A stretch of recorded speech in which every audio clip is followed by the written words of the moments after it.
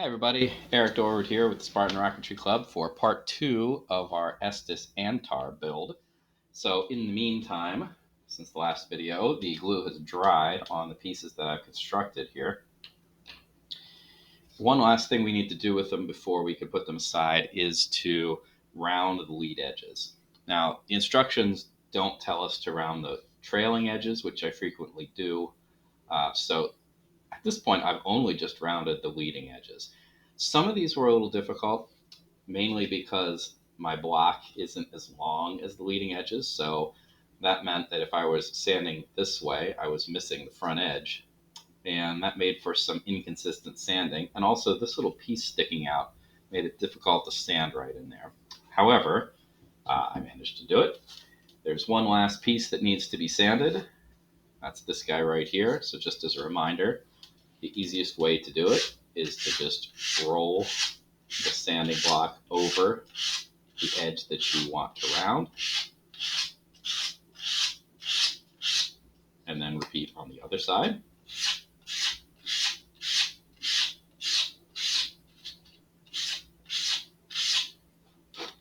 Pull off the sanding, dust, and then take a look.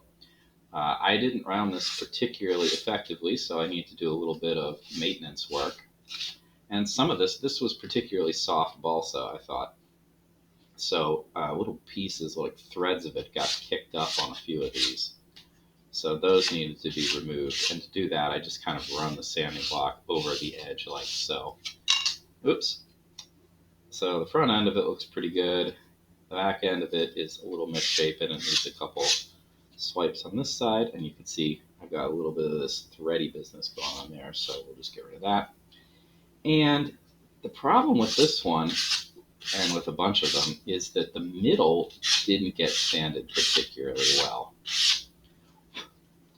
So, it's great that the front end and the back end look nice, but the middle is just as important when it comes to making a nice aerodynamic shape. So we need to do some work on that. Ultimately here, this is kind of a finesse thing rather than a do it 10 times and call it done kind of approach. All right, that looks passable. So I've got 2 rear fins. I've got this extra long one, which you recall we glued together. There is a little bit of work that needs to be done on this. I did round these bits. This long edge is particularly difficult, mostly, not because it's like hard to sand or anything, but if you are working too hard on this, you could certainly snap the joint. And you really wouldn't want to do that because you spent all that time making it nice in the first place. So a couple items. One is the glue has dried pretty well at this point, so this needs to be sanded. In fact, I think I'm going to switch over to a little piece of sandpaper here. Both sides, of course. Glue is rough. And while that's not perfect, that still needs a bit more work. The other side is pretty good. We just want to get the excess glue, and if there's any wax paper that got stuck, that could be problematic. The other thing is the joint right here at the edge is a little off. It doesn't look quite right. And part of that might have been my sanding work, so we can definitely kind of use a little bit of sandpaper here to try to smooth that out. But ultimately, what we're going to do is, like with the rest of the fin, we're going to put a filler on it. And that should, if there's any kind of inconsistency here, which it actually looks pretty good at this point, but here at the edge, that's going to require a little bit of fill to make it look the way it should. So anyway, fins are taken care of. I might round the tail end here, but we don't need to do that now. So those can go away. What we're going to do next then is we are going to take care of the motor mount. The motor mount is going to be more complicated than what we are used to because it has some accoutrements on it. So it is not just a straight up motor mount that's going to be hiding inside of the rocket body. It has some protrusions. So I hadn't opened this, obviously. A lot of stuff we don't need, like a parachute. Certainly don't need that right now. Shock cord can come back later. There's the mount, there's the hook. Launch lug we will put aside. Clay for the nose cone, we will deal with that later. The other thing we need is this piece of cardstock. There are a couple things we got here. We've got the adapters here that are going to go into the tube, and we've used them before. They're nothing particularly out of the way. You certainly could cut these pieces out with the hobby knife, but they tend to pop out pretty nicely.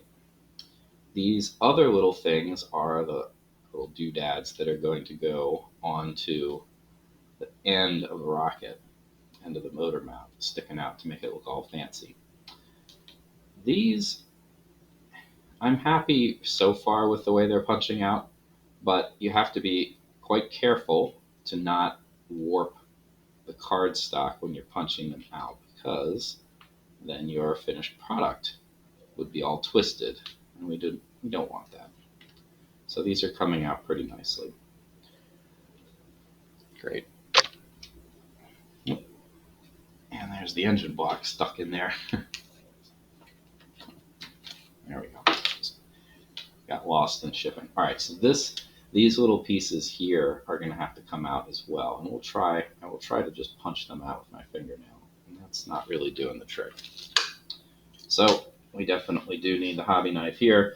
Notice they're connected on both sides, so we'll just run the hobby knife down both sides quickly, and they should just, well, they're not going to pop out, but they should come out easily after that's being done.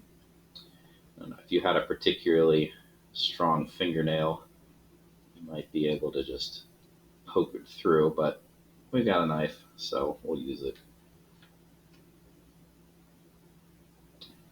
Some of these, there we go. I think that was the one I tried to use with my fingers. That one got a little stuck. All right. So I'll just pop the blade in here, and that should be enough to drive out the little bits. Yep. So far, so good. And of course, you can see the back. It's not clean yet, so I will need to do something about that once I get the majority of the little excess scrap pieces removed. And do yourself a favor, don't cut yourself doing this. You're just using the knife to push, not to actually cut anything at this point. But, keep your fingers out of the way. All right. Now, checking the other side, there are little bits here and there. So, any place I see them, I'm going to try to remove them with, or at least encourage their departure with the knife. It looks like they're mostly on the left side as I flip this over. So, it looks pretty good.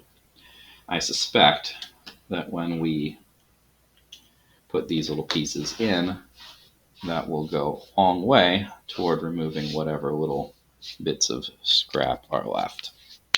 All right, time to actually build the motor mount then. So, like we do frequently, we need to make some measurements, which would require us to have a ruler.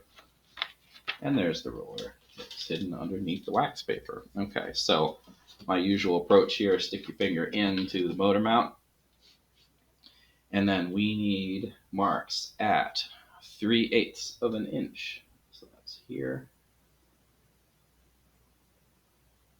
3/8. We need one at 1 inch. And we need one at 2.5. Just somewhat typical places to mark. So there we go. Shouldn't need the ruler anymore. Need the hobby knife again though. So this one, the one at 2.5, we are cutting in here in order to put the engine hook. So just slicing in like so. Before I put the knife away, I want to make sure this will actually fit. And it does. It's fantastic. Hobby knife goes away. Next, we need part D, which is a little adapter. Oh, here it is. That's going to go over top, hold the engine hook in, and that's getting slid down to the 1-inch mark.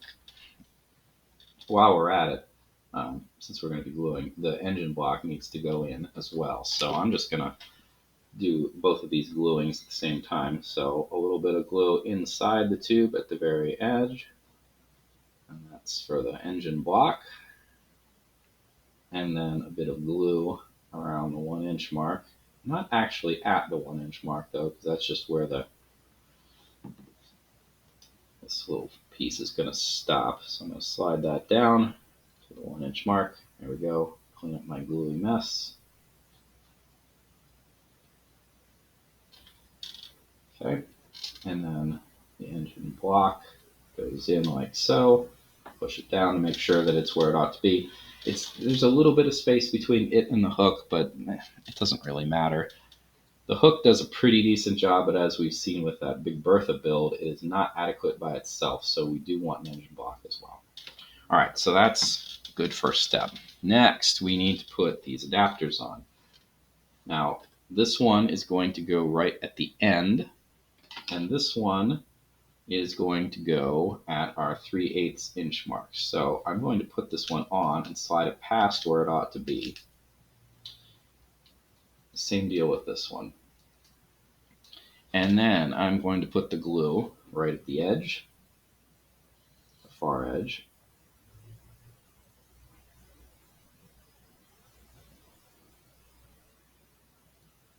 There we go. And also at, and this time I'm going to do it at, since the distance matters this time, at the 3/8 inch mark. This is smearing nicely coming out of the nozzle that I have here, so I'm not going to worry about using the dowel.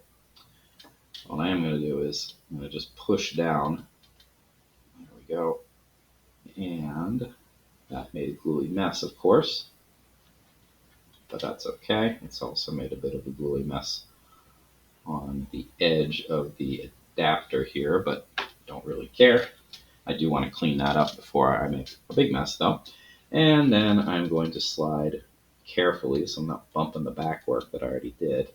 I'm going to slide the front one that has all the details up to the 3/8 inch mark.